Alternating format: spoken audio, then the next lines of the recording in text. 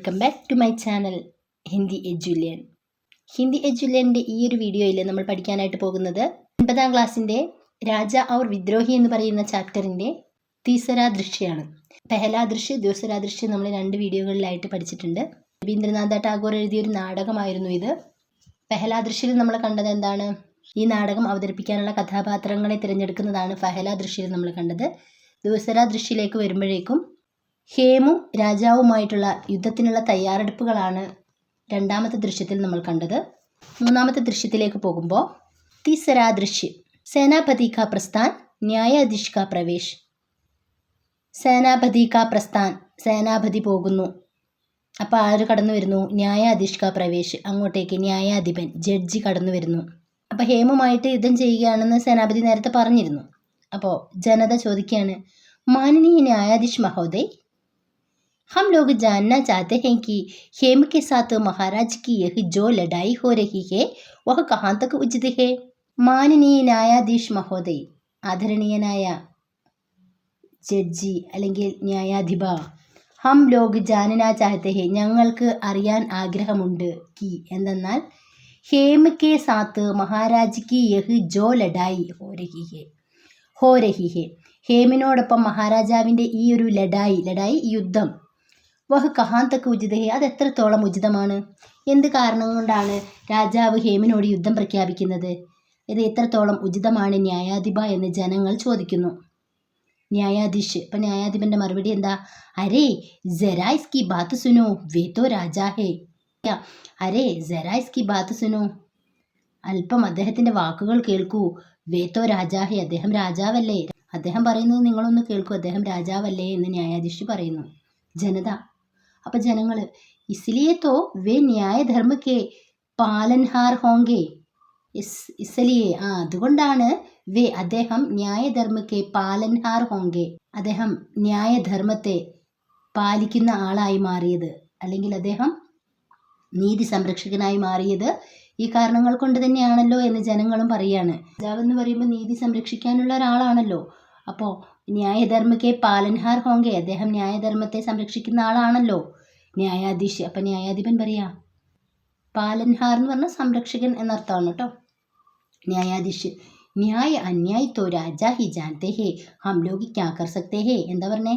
ന്യായ അന്യായ്, ന്യായവും അന്യായവും അല്ലെങ്കിൽ നീതിയും അനീതിയും രാജാ ഹി ജാനത്താ ഹേ, രാജാവിന് മാത്രമേ അറിയൂ. ഹം ലോഗ് ക്യാ കർ സക്തേ ഹേ, നമുക്ക് എന്ത് ചെയ്യാൻ പറ്റും? നമ്മളെപ്പോലുള്ളവർക്ക് എന്ത് ചെയ്യാൻ കഴിയും? രാജാവാണ് നീതിയും അനീതിയും ഒക്കെ കണ്ടുപിടിക്കുന്ന ആള്, അത് രാജാവിന് മാത്രമേ അറിയുള്ളൂ എന്ന് ന്യായാധിപൻ പറയാണ്. അപ്പോൾ ജനങ്ങൾ, ഹം സമझते हैं कि जब तक महाराज न्याय की राह पर चलेंगे तब तक वे हम लोगों की राजा बने रहेंगे. എന്താ ഹം സമझते हैं, ഞങ്ങൾ മനസ്സിലാക്കുന്നു, കി എന്തെന്നാൽ ജബ് തക്ക്, എപ്പോൾ വരെയാണോ, മഹാരാജാവ് ന്യായ് കി രാഹ് പർ, ന്യായത്തിൻ്റെ നീതിയുടെ വഴിയിലൂടെ, രാഹ് എന്ന് പറഞ്ഞാൽ വഴിയിലൂടെ ചലേങ്കി നടക്കുന്നത്, തബ് തക്ക് അപ്പോൾ വരെ, വേ അദ്ദേഹം, ഹം ലോഗോं കി രാജാ ബനെ രഹേങ്കെ, അതുവരെ ഞങ്ങളുടെ രാജാവായിരിക്കും അദ്ദേഹം. ഇപ്പോൾ ഇവിടെ ജനങ്ങൾ പറഞ്ഞത് എന്താ? അദ്ദേഹം നീതി എന്ന മാർഗത്തിലൂടെ സഞ്ചരിക്കുന്ന ആൾ എന്ന് വരെയാണോ അന്ന് വരെ അദ്ദേഹം നല്ല ഒരു രാജാവാണ് ഞങ്ങളുടേത് എന്ന്. ന്യായാധീശ്, ലേക്കിൻ രാജാക്ക് ഇച്ഛാക്കെ സാമനെ ഹമേ സിർ ചുഖാനാ ഹി പടേഗാ. അപ്പോൾ ന്യായാധിപൻ പറയുന്നത് എന്താ? ലേക്കിൻ എന്നാൽ, നിങ്ങൾ പറയുന്നത് ശരിയൊക്കെ തന്നെയാ, പക്ഷേ രാജാക്ക് ഇച്ഛാക്കെ സാമനെ, രാജാവിൻ്റെ ആഗ്രഹത്തിൻ്റെ മുമ്പിൽ, ഹമേം നമ്മൾക്ക്, സിർ ചുഖാനാ ഹി പടേഗാ, തല കുനിക്കാനല്ലേ പറ്റുള്ളൂ. അപ്പോൾ രാജാവ് എന്ത് പറഞ്ഞാലും അതനുസരിക്കുക എന്നുള്ളതാണ് നമ്മുടെ ഡ്യൂട്ടി. അത് നീതിയാണോ അനീതിയാണോ എന്നൊന്നും നമുക്ക് നോക്കി നിൽക്കാൻ പറ്റുന്നില്ല എന്ന അർത്ഥത്തിലാണ് ന്യായാധീശ് പറയുന്നത്. അപ്പോൾ ഒരു കാരണവുമില്ലാതെ ഹേമുമായിട്ട് എന്തിനാണ് രാജാവ് യുദ്ധത്തിന് പോകുന്നത്? രാജാവ് നീതിയിലാണോ, രാജാവ് അനീതിയല്ലേ കാണിക്കുന്നത് എന്നുള്ള രീതിയിലാണ് ഇവിടെയുള്ള ജനങ്ങൾ ന്യായാധിപനോട് ചോദിക്കുന്നത്. അപ്പോൾ ന്യായാധിപൻ പറയുന്നത്, രാജാവ് പറയുന്നത് അനുസരിക്കുകയാണ് നമ്മുടെ ഡ്യൂട്ടി എന്ന്, അദ്ദേഹത്തിൻ്റെ മുമ്പിൽ സിർ ചുക്കാന, തല കുനിക്കാനേ കഴിയുകയുള്ളൂ എന്ന്, രാജാവിൻ്റെ ആഗ്രഹത്തിൻ്റെ മുമ്പിൽ ഞങ്ങൾക്ക് തല കുനിക്കേണ്ടി വരുമെന്നാണ് ഇവിടെ ന്യായാധിപൻ പറയുന്നത്. അപ്പോൾ ജനത, അഗർ വഹ് ഇച്ഛ അന്യായി ഹോ അധർമ്മ ഹോ തബ് ബി, അപ്പം ജനങ്ങൾ ചോദിക്കുക, അഗർ അങ്ങനെയെങ്കിൽ, വഹ് ഇച്ഛ രാജാവിൻ്റെ ആഗ്രഹം, ഇച്ഛ എന്ന് പറഞ്ഞാൽ ആഗ്രഹം, അന്യായി ഹോ അനീതിയാണെങ്കിൽ, അധർമ്മമാണെങ്കിൽ, തബ് ബി അപ്പോഴും നിങ്ങൾ തല കുനിക്കുമോ, അദ്ദേഹം പറയുന്നത് അനുസരിക്കുമോ എന്നാണ് ചോദിച്ചത്. ഒരുപക്ഷെ രാജാവിൻ്റെ തീരുമാനം അന്യായമോ അധർമ്മമോ ആണെങ്കിൽ പോലും നിങ്ങൾ അദ്ദേഹം പറയുന്നത് സ്വീകരിക്കുമോ, അദ്ദേഹത്തിന് മുമ്പിൽ തല കുനിക്കുമോ എന്നാണ് ജനങ്ങൾ ചോദിച്ചത്. അപ്പം ന്യായാധിപൻ പറയാ ഹാം തബുബി, അതെ, അപ്പോഴും തല കുനിക്കേണ്ടി വരും, അനുസരിക്കേണ്ടി വരും എന്ന്. അപ്പം ജനത ചോദിക്കുകയാണ്, ജനങ്ങൾ ക്യോ, എന്തുകൊണ്ട്, എന്തിനാണ് അങ്ങനെ ചെയ്യുന്നത്? അപ്പം ന്യായാധീശ് പറയാ ബഡേ ആശ്ചര്യ കി ബാത്ത് ഹേ, ജാനത്തെ ഹേ കി മഹാരാജ് കെ പാസ് കാഫി ബഡി ഫൗജി കി താക്കത്ത് ഹേ. എന്താ പറഞ്ഞത്? ഇങ്ങനെ ഒരു ചോദ്യം കേട്ടപ്പോൾ ന്യായാധീശ് പറയാം ബഡേ ആശ്ചര്യ കി ബാത്ത് ഹേ, ഇത് വളരെ അതിശയകരം തന്നെ നിങ്ങളുടെ സംസാരം. ജാനത്തെ ഹേ നഹീ കി, നിങ്ങൾക്കറിയില്ലേ മഹാരാജ് കെ പാസ്, മഹാരാജാവിൻ്റെ അടുത്ത് കാഫി ബഡി ഫൗജി കി താക്കത്ത് ഹേ, വലിയ സേനയുടെ ശക്തി അദ്ദേഹത്തിനുണ്ട്. അദ്ദേഹത്തിൻ്റെ അടുത്ത് ഒരുപാട് സൈനിക ബലം അദ്ദേഹത്തിനുണ്ട്. താക്കത്ത് ശക്തി, ഫൗജ് സൈന്യം. ഇതൊക്കെ അറിഞ്ഞിട്ടാണോ ഇങ്ങനെ ചോദിക്കുന്നത്? രാജാവിനോട് നമുക്ക് മത്സരിക്കാൻ പറ്റുമോ? രാജാവിൻ്റെ അടുത്ത് സൈന്യത്തിൻ്റെ ശക്തി ഉണ്ട് എന്ന് ന്യായാധീശ് പറയാണ്. അപ്പം ജനങ്ങൾ പറയാ മഹാരാജ് കോ അദാലത്ത് മേ ബുലാനെ കാ ആദേശ് ദീജിയെ. മഹാരാജാവിനെ അദാലത്ത് എന്ന് പറഞ്ഞിട്ടുണ്ടെങ്കിൽ കോടതിയിലേക്ക് വിളിപ്പിക്കാൻ നിർദ്ദേശിച്ചാലും, മഹാരാജാവിനോട് കോടതിയിലേക്ക് വരാൻ പറയാൻ, മഹാരാജാവിനെ കോടതിയിലേക്ക് വിളിപ്പിക്കാനുള്ള നിർദ്ദേശങ്ങൾ താങ്കൾ കൊടുക്കാൻ ജനങ്ങൾ ന്യായാധിപനോട് പറയാണ്. ന്യായാധീശ് അത് കേട്ടപ്പോൾ മഹാരാജ് കോ അദാലത്ത് മേ ബുലാനെ പടേക, എന്ത്, രാജാവിനെ കോടതിയിലേക്ക് വിളിക്കേണ്ടി വരുമോ? ജനത അഗർ ആപ്പ് ന്യായാധീശ് കാ കർത്തവ്യ പാലൻ നഹീ കർ സക്തേ തോ ഫിർ ആപ്കാ കോയി ഫൈസല ഹം നഹീ മാനേംഗെ. ശരിക്കും ന്യായാധിപൻ എന്ന് പറയുമ്പോൾ എന്ത് തെറ്റ് കണ്ടാലും അതിനെ തിരുത്താനും ഒക്കെയുള്ള ഒരാളാണ് ന്യായാധിപൻ, അല്ലേ? അപ്പോൾ ഇവിടെ ജനങ്ങൾ പറയാണ് അഗർ, ഒരുപക്ഷെ, താങ്കൾ ന്യായാധീശ് കാ കർത്തവ്യ പാലൻ നഹീ കർ സക്തേ തോ, ഒരു ന്യായാധിപൻ്റെ കർത്തവ്യങ്ങൾ പാലിക്കാൻ കഴിയുന്നില്ലെങ്കിൽ ഫിർ ആപ്കാ കോയി ഫൈസല ഹം നഹീ മാനേംഗ, താങ്കളുടെ ഒരു തീരുമാനവും ഇനി ഞങ്ങൾ അംഗീകരിക്കില്ല. ഫൈസല, തീരുമാനം. താങ്കൾ ന്യായാധിപനായിട്ടുള്ള താങ്കളുടെ കർത്തവ്യം താങ്കൾക്ക് പരിപാലിക്കാൻ പറ്റിയില്ല എങ്കിൽ, ഞങ്ങൾക്കൊരു പ്രശ്നം, അല്ലെങ്കിൽ ഹേമന് ഇങ്ങനെ ഒരു പ്രശ്നം വന്നപ്പോൾ എന്താണ് കാര്യം എന്ന് ചോദിക്കാതെ രാജാവ് പറഞ്ഞതുപോലെ ചെയ്യാൻ നിങ്ങൾ നിൽക്കുകയാണെങ്കിൽ ഇനി നിങ്ങൾ പറയുന്ന ഒരു കാര്യവും ഞങ്ങൾ എന്ത് ചെയ്യൂല, അംഗീകരിക്കില്ല എന്ന് ന്യായാധിപനോട് ജനങ്ങൾ പറയാണ്. ന്യായാധീശ് തും സബ്കി ബാത്തെ ന്യായ സംഗതി ഹേ, നിങ്ങൾ പറയുന്ന കാര്യങ്ങളൊക്കെ ശരി തന്നെയാണ്, നീതിയുക്തമായിട്ടുള്ള കാര്യമാണ്. ന്യായസംഗതം എന്ന് പറഞ്ഞാൽ നീതിയുക്തമായിട്ടുള്ള നല്ല കാര്യങ്ങൾ തന്നെയാണ്, നിങ്ങൾ പറയുന്നതൊക്കെ ശരിയാണ്. മഹാരാജ് കോ ബുൽവ ഭേജനേക്ക് അബു ജരൂരത്ത് നഹി, മഹാരാജാവിനെ വിളിക്കാനൊന്നും ആളെ അയക്കേണ്ട ആവശ്യമില്ല. വേ ഖുദ് ഹി ഇധർ ആ രഹേ ഹെ, അദ്ദേഹം സ്വയം ഇങ്ങോട്ടേക്ക് വരുന്നുണ്ട്. രാജാവ് സ്വയം അങ്ങോട്ടേക്ക് വരുന്നുണ്ടായിരുന്നു. അപ്പം ന്യായാധീശും ജനങ്ങളും തമ്മിലുള്ള ഒരു സംഭാഷണമാണ് നമ്മളിവിടെ കണ്ടത്. എന്തുകൊണ്ടാണ് ഹേമിനോട് രാജാവ് യുദ്ധം ചെയ്യുന്നത്, ഹേമ എന്ത് തെറ്റ് ചെയ്തിട്ടാണെന്നുള്ള കാര്യം ചോദിക്കുകയാണ്. അപ്പോൾ ന്യായാധിപൻ പറയുന്ന മറുപടി എന്താണ്? രാജാവ് പറയുന്നത് നമുക്ക് അംഗീകരിക്കാനേ പറ്റൂന്ന്.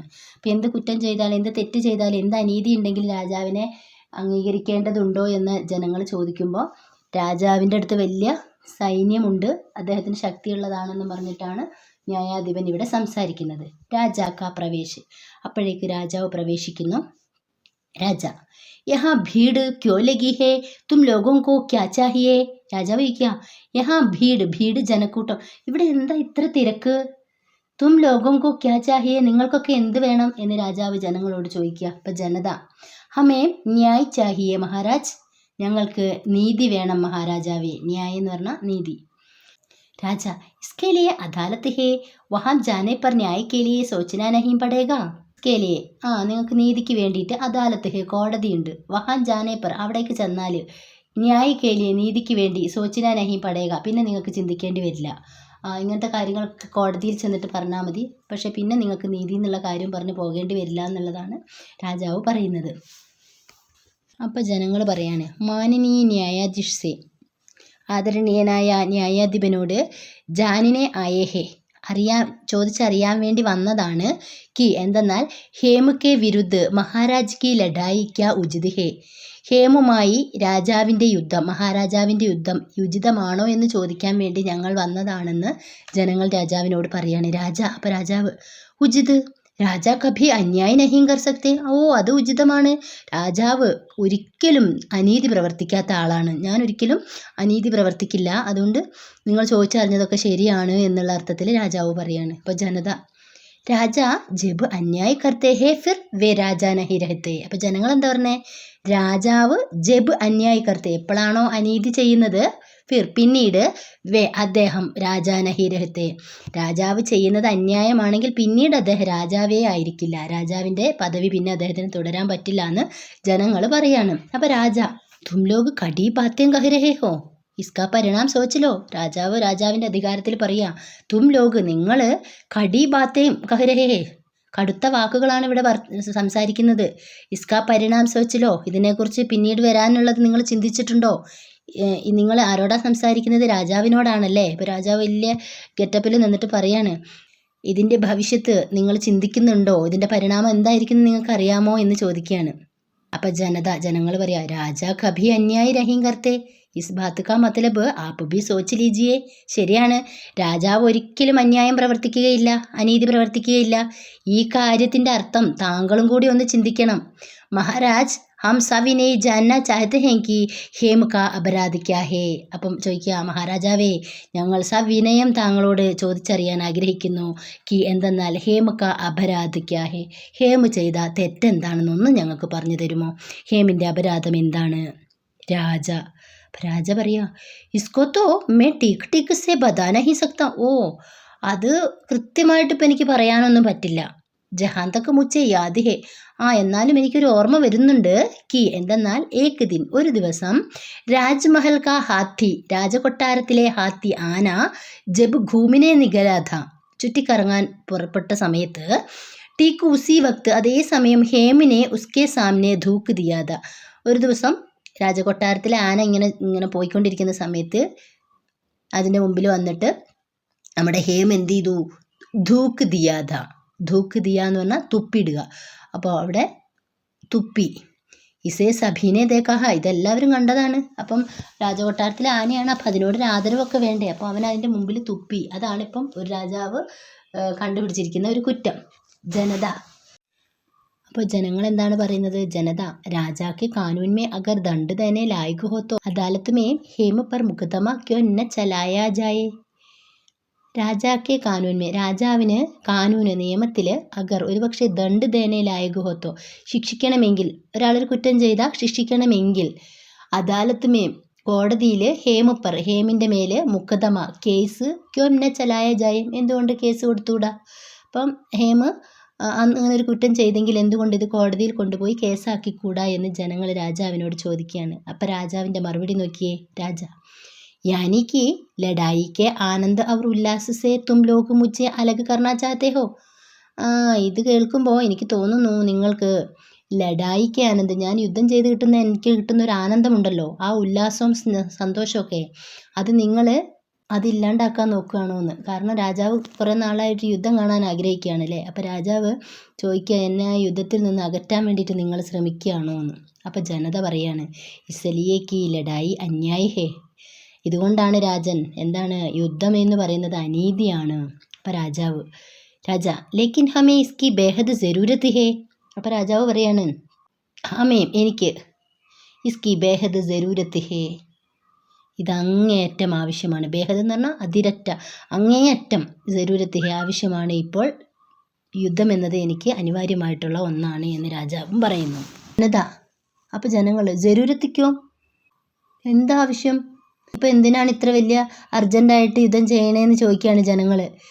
രാജാവ് പറയുന്നു, ഖാലി ബൈട്ടെ ബൈട്ടെ ഹമാരെ സൈനിക ലഡ്ന ഭൂൽത്തെ ജാ രഹേ.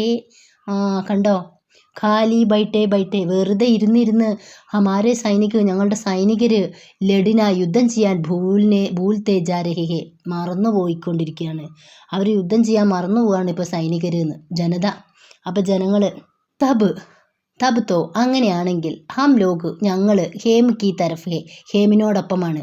ചലോ ഭായ്, നടക്കൂ സഹോദരന്മാരെ, ചൽക്കർ ഹേം കെ സാത്ത് മസ്ബൂത്ത് കരേ, നടക്കൂ, രാജാവ് യുദ്ധം ചെയ്യല്ലേ, നമുക്ക് ആരുടെ കൂടെ ചേരാം, നമുക്ക് ഹേമിനോടൊപ്പം കൂടാം, ഹേമിൻ്റെ കൈകൾക്ക് ശക്തി പകരാം. രാജാവ് ഇവിടെ യുദ്ധം ചെയ്യാൻ തന്നെ തീരുമാനിക്കുന്നു. രാജാവിൻ്റെ ഭാഗത്ത് അനീതിയുണ്ടെന്ന് ആളുകൾക്ക് മനസ്സിലായി. അപ്പോൾ രാജാവാണെങ്കിൽ യുദ്ധത്തിൽ നിന്ന് മാറാൻ തയ്യാറാകുന്നുമില്ല.